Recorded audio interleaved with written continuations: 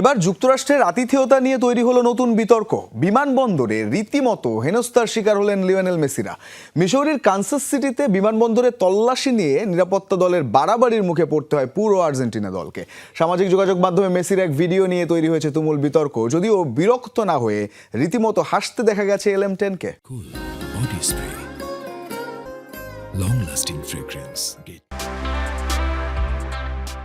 বিমানবন্দরে কড়া তল্লাশির মাঝেও কেন অট্টহাসিতে ফেটে পড়লেন মেসি?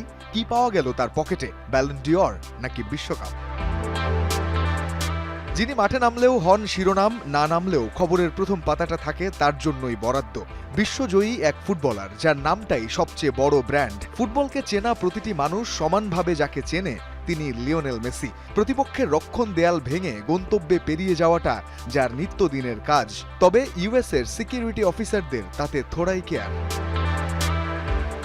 মিসৌরির কানসাস সিটিতে বিশ্বকাপের বেস ক্যাম্প আর্জেন্টিনার। দলটির পরবর্তী ম্যাচের ভেন্যু মায়ামির হার্ড রক স্টেডিয়াম। সেখানেই কেপ ভার্দের মুখোমুখি হবে বিশ্ব চ্যাম্পিয়নরা।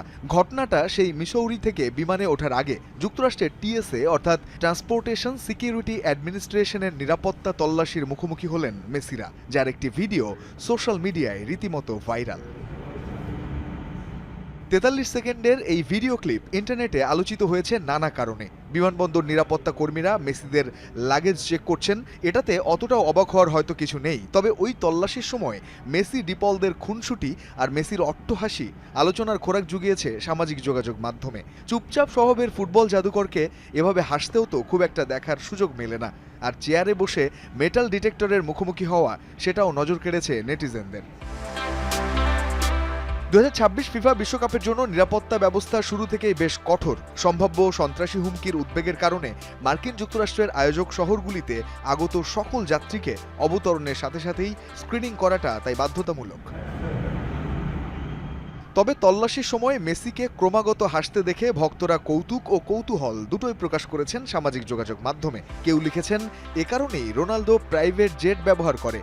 একজন লিখেছেন, মেসির পকেটে চুরি করা কোনো ব্যালন ডিওর খুঁজে পায়নি সিকিউরিটি। কেউ বা লিখেছেন, রেফারি কেনার অভিযোগে এয়ারপোর্টে আটক মাফিয়া মেসি। রঞ্জন শান্ত, যমুনা স্পোর্টস।